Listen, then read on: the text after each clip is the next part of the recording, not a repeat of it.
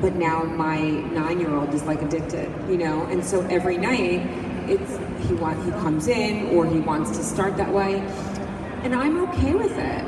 And so when did you find it was time did you have to enforce, okay, this is what we're going to do now, we're going to change the routine? I think, you know, again, this is going to vary. I think that's kind of one of the magic ages, like that 9, 10 is when there starts to be a lot of individuation, is like the fancy word for it. I think there's a natural, if not a natural pulling away, a natural opportunity to make that separation, if that's what you want and need. Right, it's very sweet. But I think also it's important to realize that every child is different, and if you have a child who really wants and needs intimacy and closeness through cuddling, even if it's not in your bed, it does need to be satisfied, because otherwise they'll feel it other ways, you know. And I'm not going to say they're going to go find it on the internet, because that's ridiculous, but maybe it's not. That's amazing. And Gillian, one sec, Mike.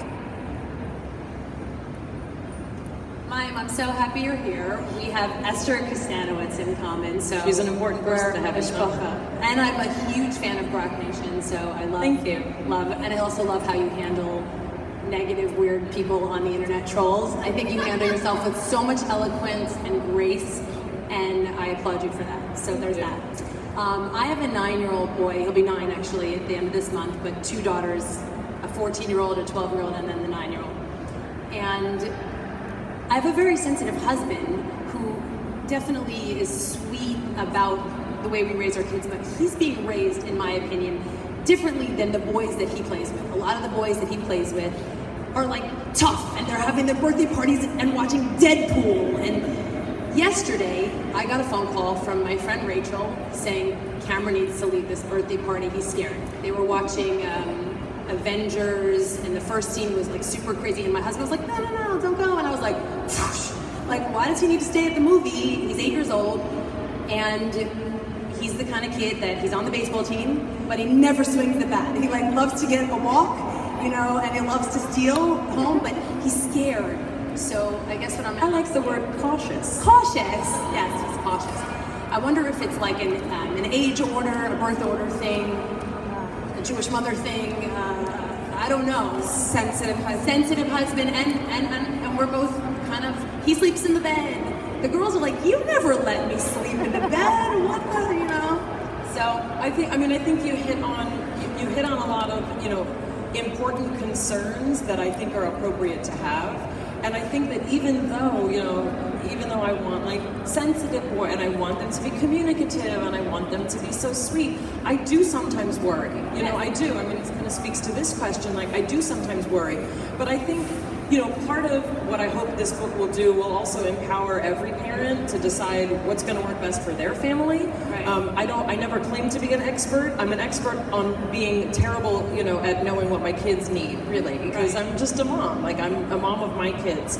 But I think we're pretty socially conservative, you know, me and my ex, when it comes to movies and stuff. I mean, Deadpool, if my children don't end up in therapy because I wouldn't let them watch Deadpool right now, it's like, literally, it's a big thing. But, and I say to them, look, Deadpool, the first movie, it was fabulous. I said, but there's a lot of prickly language, and there's stuff about sex that I don't... He's not going. That's it, right. It's like, it's not appropriate. So I said, other parents, they let their kids do it, and I don't judge those parents, and I make sure I don't want kids also who identify as who they are by judging other people. Exactly. So I say, like, other parents may think it's fine. Other parents also curse in front of their kids. That's not cool with me either. It's just not my style. So everybody's going to do it differently. But I think, in particular, if you have tender boys, you know, I sometimes feel like, did I make them this way? Is it my fault? And so many people say to me, like, the world is so mean. What are you gonna? It's like, the world's gonna beat them up. I'm sure that it will. But when they were toddlers, and when they're 4 and 5, and even when they're 10 and 11 and 12, I want them to think that the world is a safe place for them to grow and learn. And the world will beat them up. I'm certain of it. They'll get their own calluses on their own. Exactly. I have that with Fortnite right now. It's a video game that has guns that I do not let my children play, and every single boy is playing it. And I think Can't it's about stop. the Like, language. they'll say, I'll be like, Elias, it's dinner time. I'm in the middle of Fortnite. Right. I can't so get I out. let mine, 13 and 9, play because we don't play with guns in mine. That's my rule. And so I stuck to it. I said I can't control what happens when you go outside the house. And I can tell you, for every person that you think is playing it, you have another friend who's not. Okay, one last question. Oh, okay. Oh, hi. I'm Karen Purcell. I'm one of the entrepreneurs on the panel. I've been friends with Denise for 20-something years. I wanted... I know, and Melissa. Sorry, Melissa, okay. Open dish. We should just tell you a little bit. Just the Marketplace moms are really incredible entrepreneurs, and we wanted to help them grow their businesses. So they're selling their products today. We're sharing their stories. Karen was a producer actually at Oprah and just started a company in Chicago, and it's called Cake Jar Nation. Yes. What's your question? Okay, Melissa. I've known Melissa for 10 years too. So we talk about, I'm from Chicago, I'm from the North Shore of Chicago, and I think the biggest thing for me as a parent that I work so hard on is teaching my children about entitlement and working past that, because I live in an area where it's not real. Like, you know, we live in a very nice area where these kids go to really nice schools and get to be on soccer and basketball and golf and do everything, whereas that's not the real world. And I did start a business, and so I'm having my daughter and my son, I have a 10-year-old and a 7-year-old, watch me work, and that, you know, and so I want them to have that instilled in them, that work ethic, and I want them to know that Daddy doesn't make all the money, but how do you, how do you do that? How do you work on making sure that these kids, wherever you live, know that there is, I don't want them to have a sense of entitlement. I want them to not, you know, think that things should just come to them. Sure. Well, I think this is an important... Shops at Target, which is affordable. Call it Target, though, and I feel better about it. I think that this is something we've seen in our culture since we've been kids. You know, there used to be kind of like the haves and the have-nots, but a lot of the things that the have-nots didn't used to have, we now all get to have. Meaning, remember when cell phones, when it was like cost prohibitive to have a cell phone? Now everyone can have a cell phone. So there's also been, in many ways, as a liberal Democrat, there's been a lot of like a leveling of the field, right? So it's in many ways we're seeing a lot of people having access to things that used to not be accessible to them, which I think is important, especially in the realm of technology and information that way. However, I do think that it has led to this kind of global expectation that everything comes to you.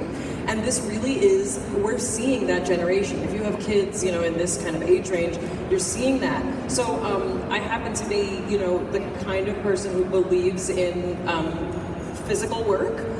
Also, my kids were raised with kind of a Waldorf philosophy, which believes in children watching adults do meaningful work.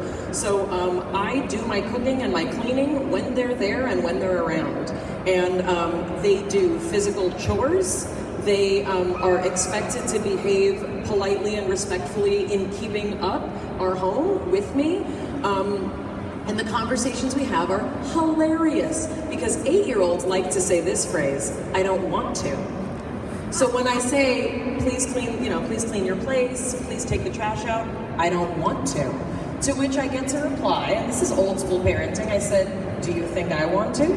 Do you think anyone is paying me an allowance to do my chores?" So that's just me. I don't do allowance because these are the things that it takes to run this household. We are a divorced family. I'm the only grown-up here most of the time. So I really believe in that. I got a little, what's it called, a dry erase chart. And every weekend I put up all the chores that are going to be done in the house this week. And I said, the sooner you do them, the less we complain. There's no treat at the end. There's no money. Maybe we'll take a walk and we'll see a falcon if we're lucky. Like, that's the day. Like, you have to, I keep it simple with them. The only thing that I will bribe is my younger one, who's very sensory sensitive. Things like dentist is really, really, really difficult. So I'll be like, you can have a a Target when you're checking out toy. You know, the ones that like hang there, you know? But otherwise, yeah, I don't believe in No rewards. No, Like, I this really know. reward thing has gotten out of The control. reward is being part of this family that loves each other and sometimes fights. I made a chart of like how we behave in this house, and I put all these Goonie stickers on it because like we were forgetting the basic things about we clean up, we treat each other with kindness, like we don't yell and we don't push. Like, so I'm very old school. Like, if people are like, oh, you must be such a coddly mom. Not so much. Do your chores. I don't want to either. At least I don't